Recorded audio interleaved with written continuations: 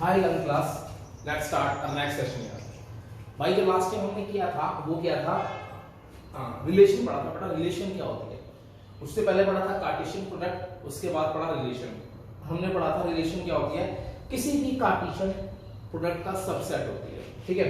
और Cartesian product भी क्या होती है, it is also a relation. और मैंने डोमेन एंड रेंज के कॉन्सेप्ट भी पढ़े थे। डोमेन क्या होती है, element of first set which are used in relation, उन्हें हम लोग क्या बोलते हैं, डोमेन बोलते हैं। रेंज क्या होती थी, elements of second set which are used in relation, उसे हम लोग रेंज बोलते थे। और कोडोमेन क्या होता था, सेकंड सेट के सारे एलिमेंट्स चाहे वो यूज हो या ना हो उन्हें हम लोग क्या बोलते थे, कोडोमेन बोलते थे। अब नेक्स्ट है बेटा क्वेश्चन नंबर 9 है, let R be the relation. एक बड़ा क्वेश्चन 9 है, बच्चों से हुआ नहीं था तो मेरे को लगा ये समझा देना चाहिए मुझे, तो मैं इसलिए इसको समझा रहा हूं पहले आगे बढ़ने से पहले।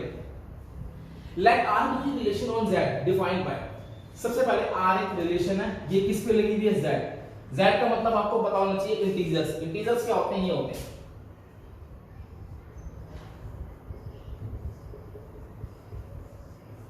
एंड सो ऑन, ये बेटा हमारे क्या होते हैं, इंटीजर्स होते हैं।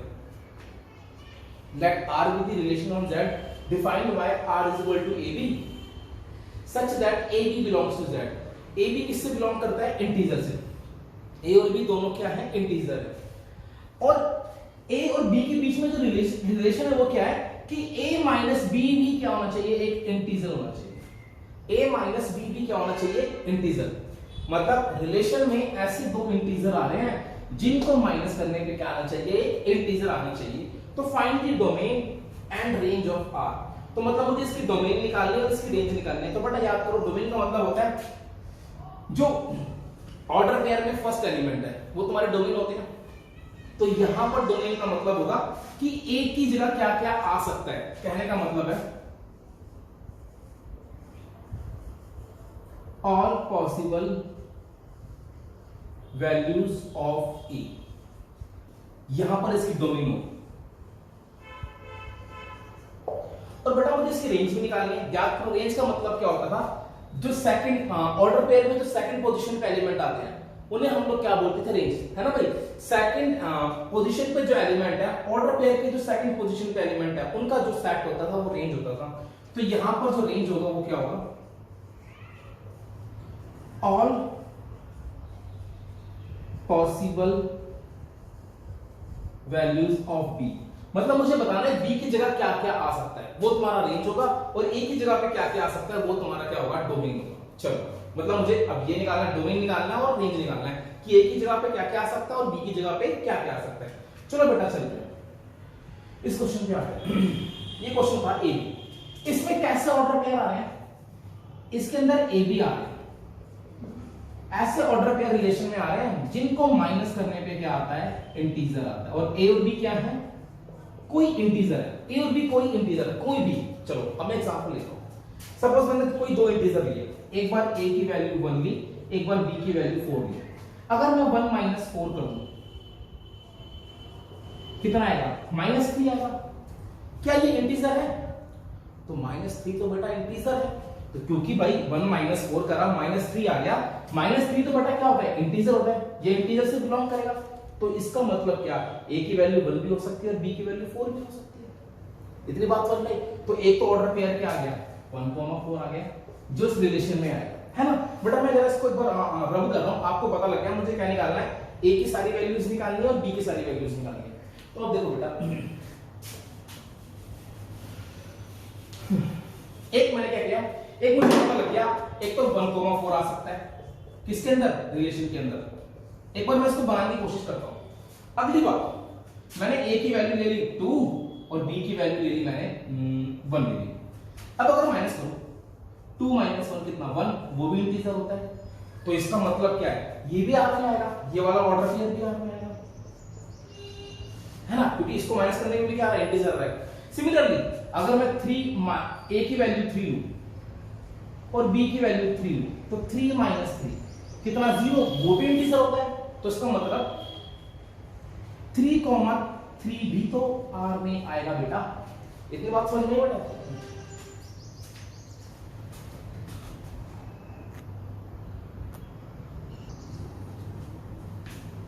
ऐसे बेटा अगला मैंने कुछ और ले लो, सपोज मैं दो नेगेटिव नंबर लेता हूं, एक बार a की वैल्यू -2 ले ली और b की वैल्यू -3 ले ली, इनको सब्ट्रैक्ट करता हूं, -2 -3, तो 3 - 2 दैट इज 1, वो भी तो इंटीजर है, वो भी तो बाहर में आएगा। तो आपने क्या देखा यार, -2 -3, ये तो बहुत सारे ऑर्डर पेयर आ रहे हैं यार, है ना। अब ध्यान से देखो बेटा, मुझे एक बात का जवाब दे दो, मुझे a और b की ऐसी वैल्यू पता करनी है जिनको माइनस करने पे क्या है, इंटीजर आए, और a और b भी क्या होनी चाहिए, वो वैल्यू कहां से आनी चाहिए, इंटीजर से आनी चाहिए। अब नहीं पता, सोचो, दिमाग पे जोर डालो, कोई भी दो इंटीजर ले लो, कोई भी दो इंटीजर जो तुम्हारा मन करे, उनके ऊपर माइनस करके देखो।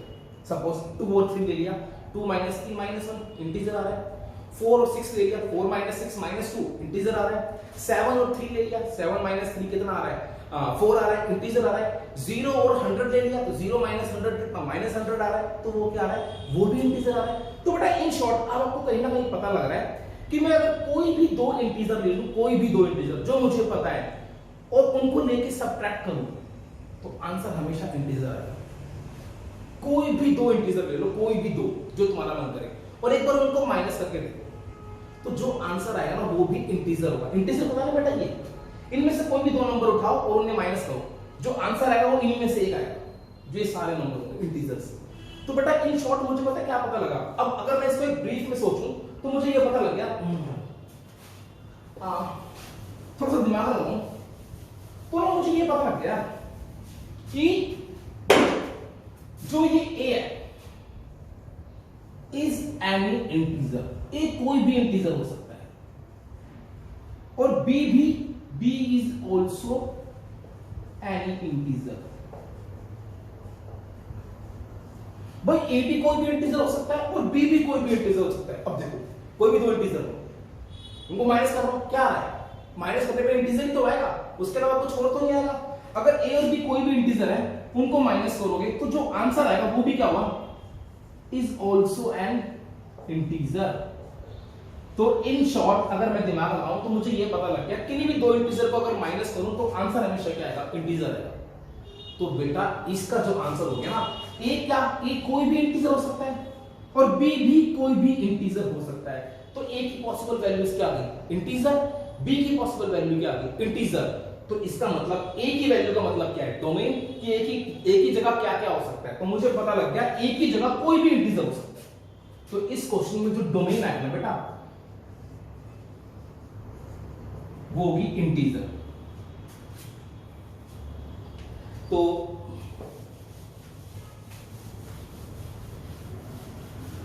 तो मुझे इस कन्वर्सेशन से ये पता लग गया कि जो इसकी डोमेन मतलब जो ए की वैल्यू है, ए की जगह कोई भी इंटीजर आ सकता है।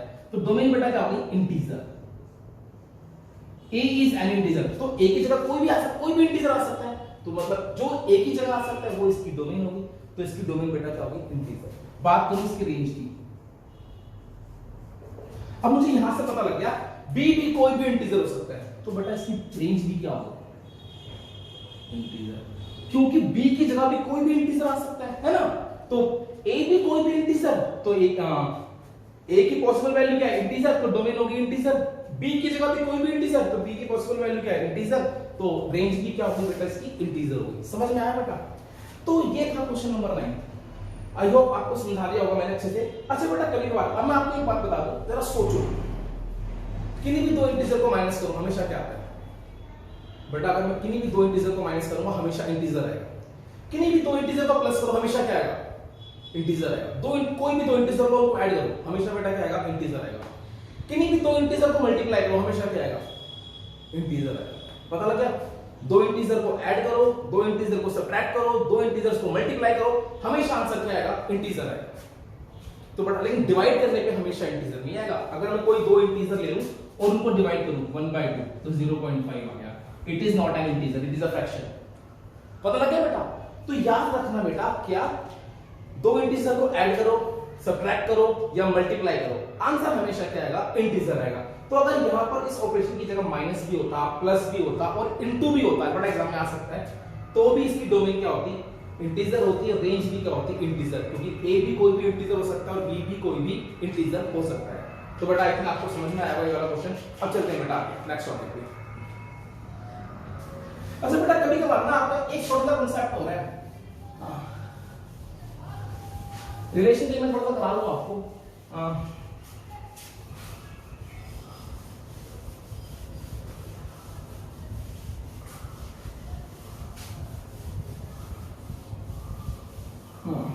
बाकी टाइप्स ऑफ रिलेशन तो 12th में पढ़ेंगे, लेकिन एक ना थोड़ी रेफरेंस बुक में, किसी रेफरेंस बुक में है ये इनवर्स ऑफ रिलेशन।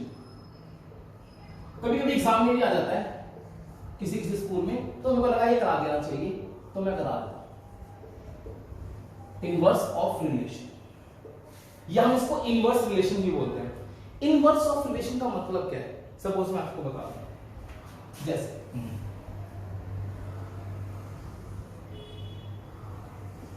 ये सेट ए है, ये सेट बी है, 1 2 3 4 5 6, ये इससे एक रिलेशन बनाएंगे। मैंने एक रिलेशन बना दिया, ये है relation R to B, R A to B। और अगर मैं इसको रोस्टर फॉर्म में लिखूं तो वो क्या बनेगी, 1 4 2 5 3 6। This is the relation from R A to B। अगर मुझे क्या निकालना है, इस रिलेशन का इनवर्स निकालना है। बेटा क्या निकालना है, इनवर्स। तो इनवर्स रिलेशन को बेटा ऐसे लिखा जाता है R इनवर्स। अब उसमें क्या होगा, वो जो रिलेशन होगी ना, ये A टू B थी, वो B टू A होगी। कहने का मतलब है R इनवर्स जो होगा, R का जो इनवर्स होगा वो क्या होगा, B टू A होगा। और मुझे जब भी कभी इनवर्स निकालना होता है तो कुछ नहीं करना होगा, जो तुम्हारा कोडोमेन वाला सेट है वो तुम्हारा क्या बन जाएगा, डोमेन बन जाएगा, और जो तुम्हारा डोमेन वाला सेट है वो तुम्हारा क्या बन जाएगा, कोडोमेन बन जाएगा। कहने का मतलब है ये इधर आ जाएगा और ये इधर आ जाएगा, और जो उनके ऑर्डर पेयर है वो भी एक्सचेंज हो जाएंगे।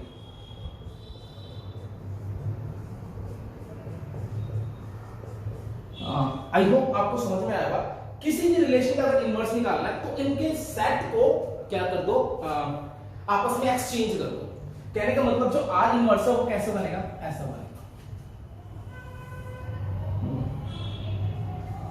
BA 4 5 6 1 2 3। तो 4 से क्या लिंक था, 1, 5 से क्या लिंक था, 2, 6 से क्या लिंक था, 3।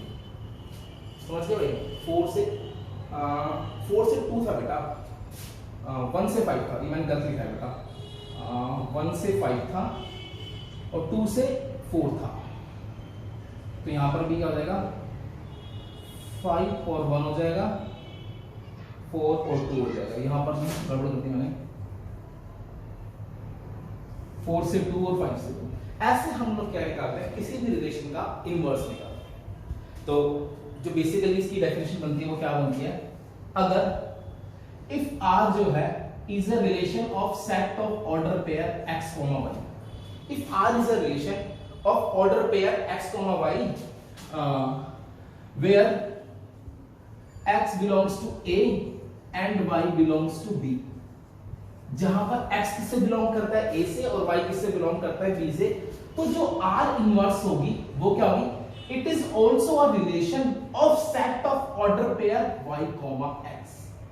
बस कुछ नहीं करना, इनके ऑर्डर पेयर को एक्सचेंज कर दो, वेयर सेम वही y belongs to B and x belongs to A। समझ में आया बेटा क्वेश्चन। जैसे सपोज मैं आपको एक क्वेश्चन और दिखाता हूं, मैंने आपको एक रिलेशन दी R, मुझे बोला A1 B2 C3। क्वेश्चन आ गया R इनवर्स निकालो, तो कैसे निकालोगे, इनको एक्सचेंज कर दो, 1 A 2 B 3 C। ये बेटा क्या करेंगे, इसका R इनवर्स निकल गया। ठीक है बेटा। अब एक बात और, कभी कभार मुझसे पूछ सकता है डोमेन ऑफ R इनवर्स।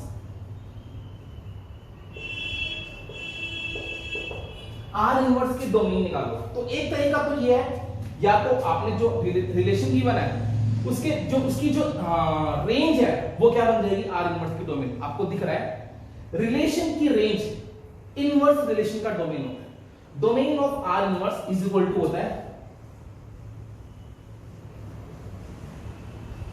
एक minute, domain of R inverse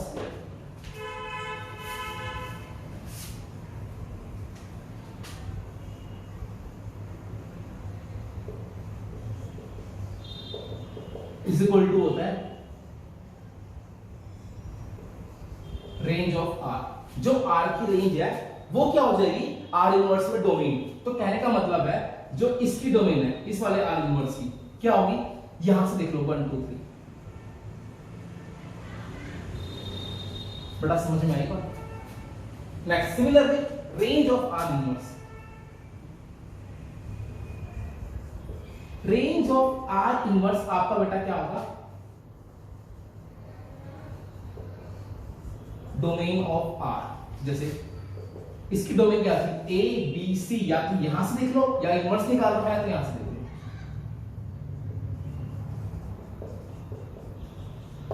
तो समझ में बेटा आ गया इनवर्स का मतलब क्या होता है।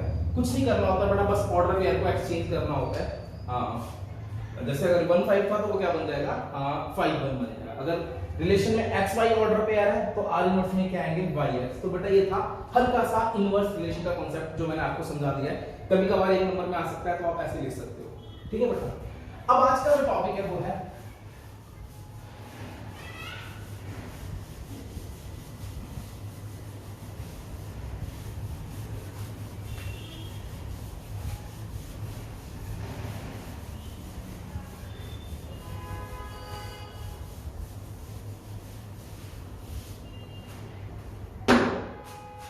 उस टॉपिक का नाम है फंक्शन।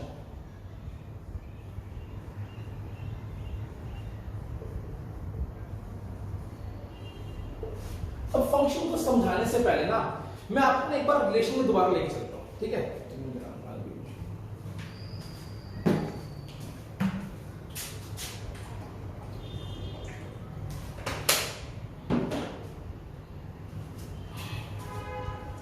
अब हम फंक्शन को समझने से पहले एक बार रिलेशन को समझते हैं।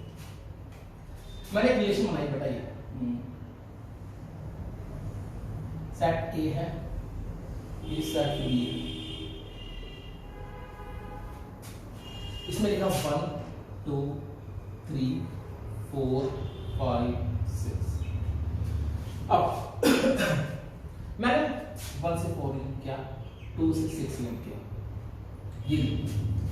अब अगर मैं आपसे पूछ लूं क्या it is a relation from A to B, क्या ये ए टू बी एक रिलेशन है, तो आप लोगों का आंसर होगा यस, हाँ ये है, क्योंकि ये ए क्रॉस बी का क्या हुआ, सबसेट होगा, तो इसलिए ये ए टू बी एक रिलेशन है, ठीक है बेटा। चलो अब लेकिन मैं आपसे पूछूं क्या is it a function from A to B, क्या ये ए टू बी के बीच में एक फंक्शन है।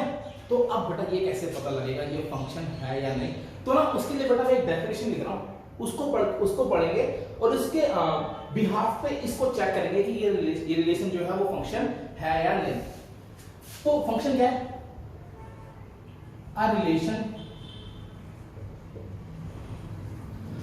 बेटा आर भी लिख सकते हैं, जनरली क्या होता है फंक्शन को एफ से लिखते हैं, रिलेशन को आर से लिखते थे, फंक्शन को एफ से, अ रिलेशन एफ। अब बेटा ध्यान रखना, इतनी ही लाइन से पता लग गया अ रिलेशन एफ मतलब function is also a relation. A relation f A to B is said to be a function।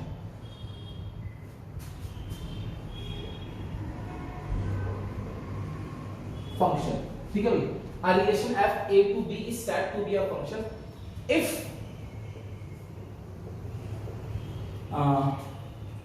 for each domain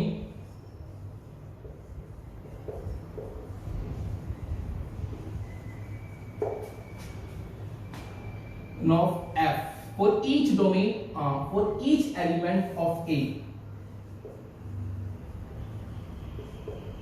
for each element of a there exists a unique image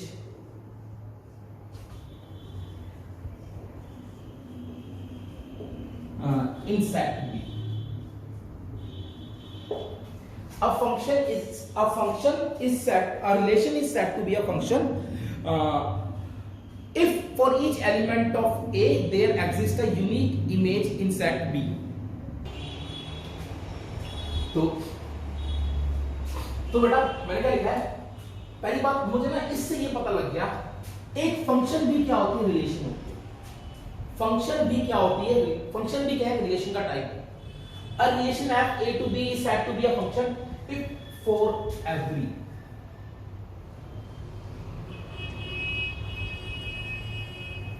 if for every element of A there exists a unique image in set B.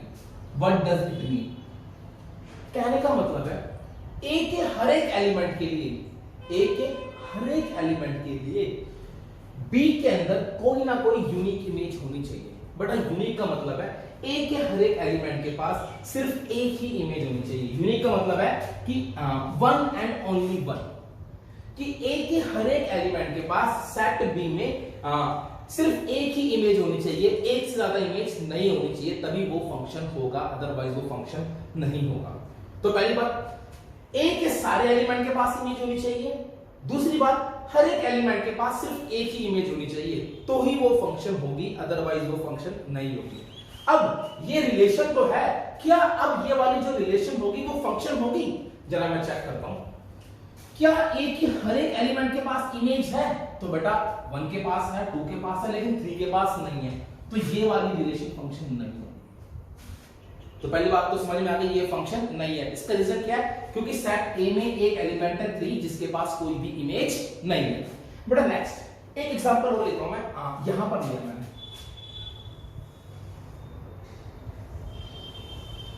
ये है A, ये है B, मैंने लिखा 1 2 3 4 5 6। अच्छा 1 से 5, 2 से 6,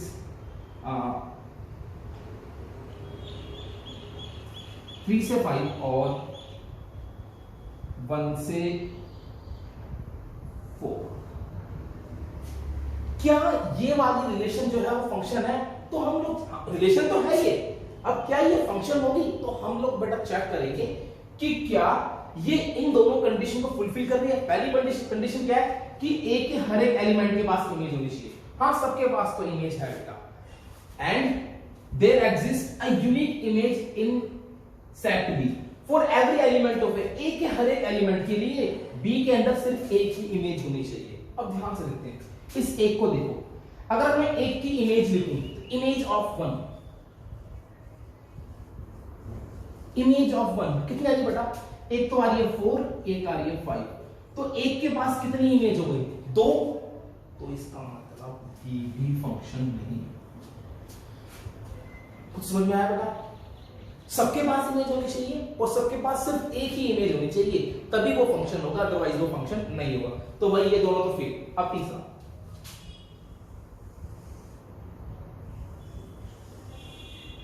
ये मैंने A लिया, ये मैंने B लिया, 1 2 3 4 5 6, 1 से 4, 2 से 5, 3 से 6। अब ध्यान से इसके अंदर बेटा क्या है? अच्छा इसको बेटा मैं ऐसे भी लिख सकता था इस रिलेशन को, अगर ये मुझे गिवन होता है ऐसे रिलेशन को रोस्टर फॉर्म में 1 4 1 5 और 2 6 और 3 5, तो ये मुझे यहां से भी देख के पता लग जाएगा 1 के पास 2 इमेज है, तो इसलिए ये फंक्शन नहीं है। अब मैं इसकी बात करूं, सेट A के हर एक एलिमेंट के पास इमेज है और सबके पास एक ही इमेज है, तो इसका मतलब ये फंक्शन है। तो बेटा ये वाली रिलेशन जो है वो क्या है? फंक्शन है। ठीक है, एक और लिखता हूं बेटा, ये वाली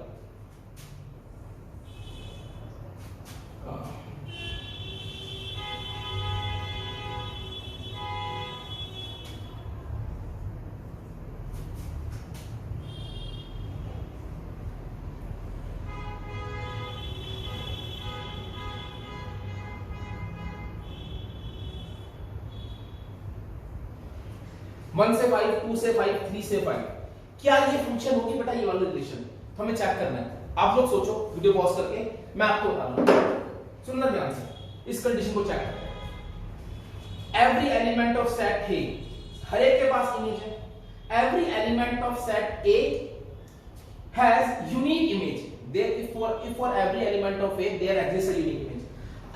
A के हर एक एलिमेंट के लिए एक इमेज होनी चाहिए। एक के पास अगर मैं लिखूं इसको मैं रोस्टर फॉर्म में लिखूं तो 1,5 2,5 3,4।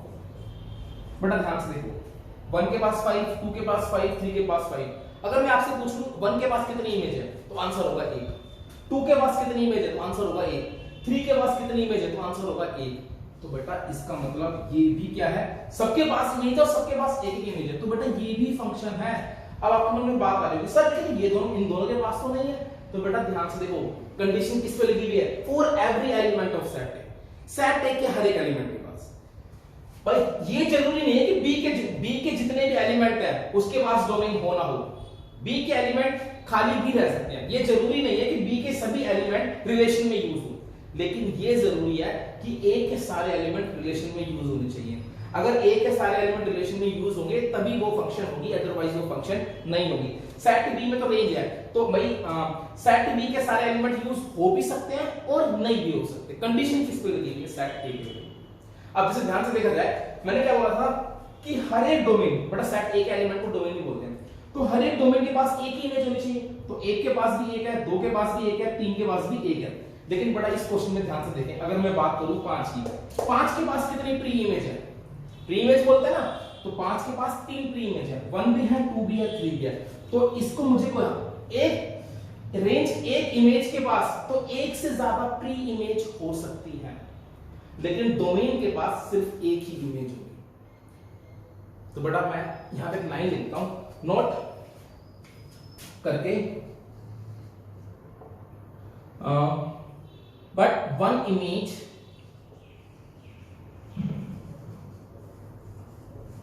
can have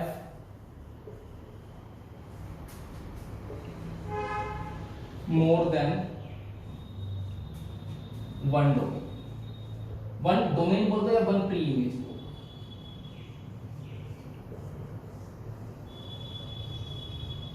बात सही।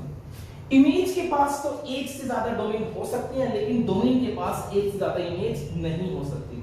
तो बेटा ये होता है फंक्शन। तो अगर आपको समझ में आया हो तो मैं दोबारा रिकॉर्ड कर दूं, क्या वही रिलेशन फंक्शन होगी जिसके सेट, जो पहला वाला सेट है उसके सारे एलिमेंट यूज होंगे। दूसरी बात, सबके पास सिर्फ एक ही इमेज होगी तो ही वो फंक्शन होगी, अदरवाइज वो फंक्शन नहीं होगी। हाँ, तो हर एक डोमेन के पास सिर्फ एक ही इमेज होनी चाहिए, इमेज के पास एक से ज्यादा प्री इमेज हो सकती है। ठीक है बेटा, एक अब मैं कुछ फंक्शंस बनाऊंगा, कुछ रिलेशंस बनाऊंगा, आपने चेक करना है क्या वो फंक्शन है या नहीं, मेरे साथ तो चेक करना है। ठीक है, चलो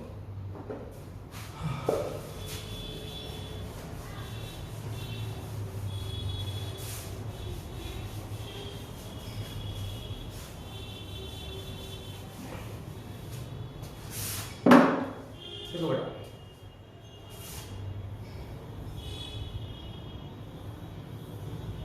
मैंने सेट ए लिया, सेट बी लिया, इसमें लिखा मैंने ए बी, यहां पे लिख दिया 1 2 3, ए से 1, बी से 2 और बी से 3। क्या ये वाली रिलेशन फंक्शन होगी? तो बेटा आपका आंसर आना चाहिए था, अगर आपने वीडियो बहुत सोच करके बोला। चेक करते हैं, सभी के पास इमेज है, हाँ है, लेकिन जो बी है ना उसके पास 2 इमेज है, तो ये फंक्शन नहीं होगी, क्योंकि हर एक डोमेन के पास सिर्फ एक इमेज होनी चाहिए।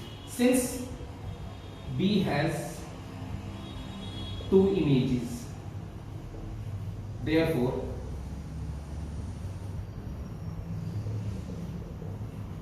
it is not a function। बेटा इसीलिए क्या ये फंक्शन नहीं है, तो ये फंक्शन नहीं है। अगला,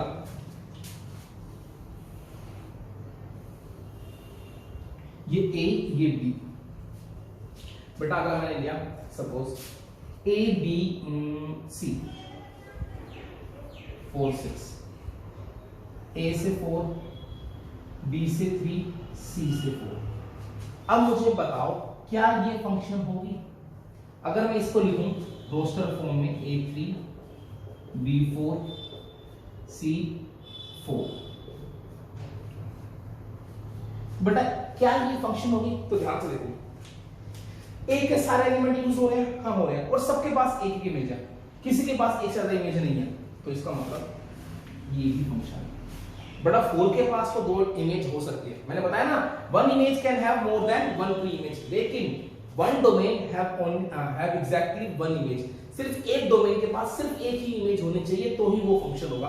तो बेटा ये भी फंक्शन है, समझ में आया? धीरे धीरे समझ में आ जाएगा, ये स्पेसिफिक डेफिनेशन को याद रखना। अगला मैंने लिखा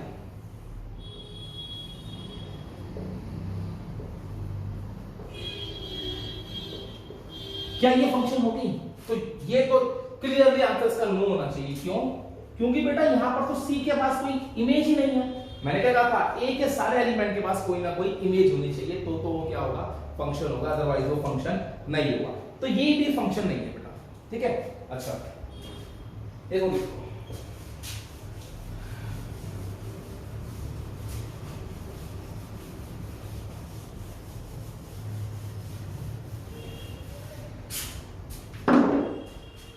अच्छा बेटा मैंने ये लिखा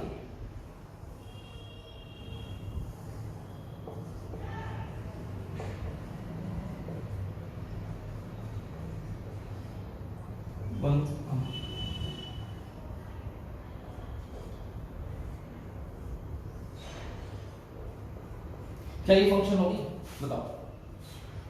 तो सबके पास इमेज है, सबके पास एक ही इमेज है, दैट इज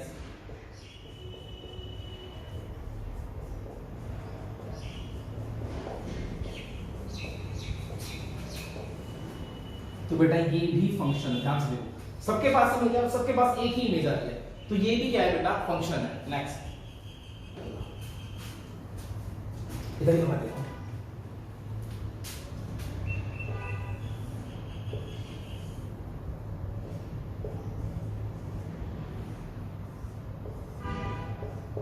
क्या ये फंक्शन होगा, बेटा इसका आंसर है नहीं, नो। क्यों? सेट ए में सिर्फ एक ही डोमेन है और इसके पास तीनों इमेज है, 1 भी है, 2 भी है, 3, तो ए के पास कितनी इमेज होगी, 3। और मैंने क्या कहा था कि जो सेट ए का हर एक एलिमेंट है उसके पास सिर्फ एक ही इमेज होनी, तो ये भी फंक्शन नहीं। तो आई होप आपको समझ में आ गया होगा यार फंक्शन क्या चीज है। तो बेटा इसको मैं डायग्राम से बता सकता हूं, या कभी कभार मुझे ना ऐसे एग्जांपल दे सकते हैं।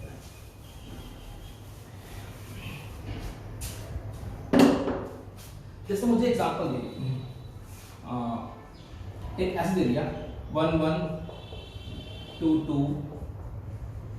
3 3, एक मुझे दे दिया R2 1 2 3 4 5 6 1 5, एक मुझे दे दिया R3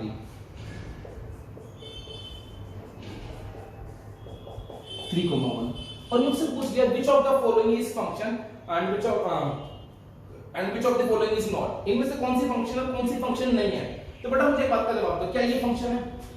बेटा इसमें डोमेन है 1 2 3 है ना, और 1 के पास भी एक ही इमेज। अच्छा यहाँ पर सेट नहीं गिवन, तो बाय डिफॉल्ट जब सेट नहीं गिवन होता तो हम मानते हैं कि पहला सेट में 1 2 3 ही आएगा। अगर मुझे गिवन होता कि सेट ए ये है, सेट बी क्या है 1 2 3, तो बात अलग होती। बट अभी मुझे सेट नहीं गिवन, जब बेटा मुझे कोई सेट नहीं गिवन, ऐसे पूछने हैं क्या,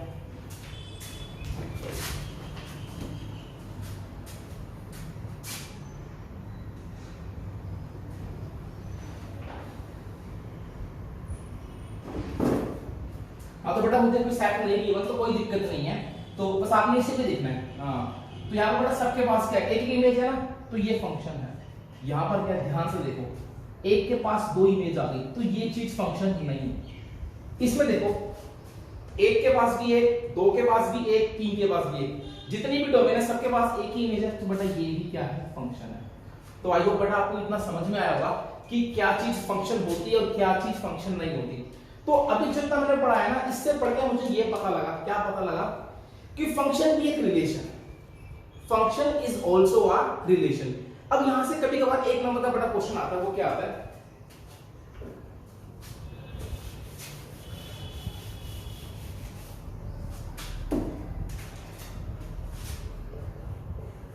number of functions from set A to set B। अब सेट A से सेट B तक कितने फंक्शंस हो सकते हैं बेटा, तो मेरी बात सुनना यार, इसके अंदर मैं आपको फॉर्मूला दे रहा हूँ, फॉर्मूला बेटा समझाऊंगा तब जब आप लोगों को मैं परमुटेशन कॉम्बिनेशन करा चुका हूंगा। अभी बस याद कर लो ये फॉर्मूला क्या होता है, एन बी की power N A, number of elements in set B into number of की power number of elements in set A. ये बेटा क्या हो गया, total number of function from set A to set B. ठीक है बेटा, जैसे क्वेश्चन आ गया, एक सेट है, if set A has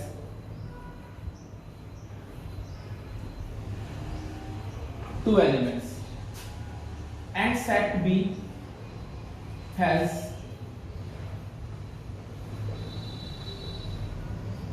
three elements, then how many functions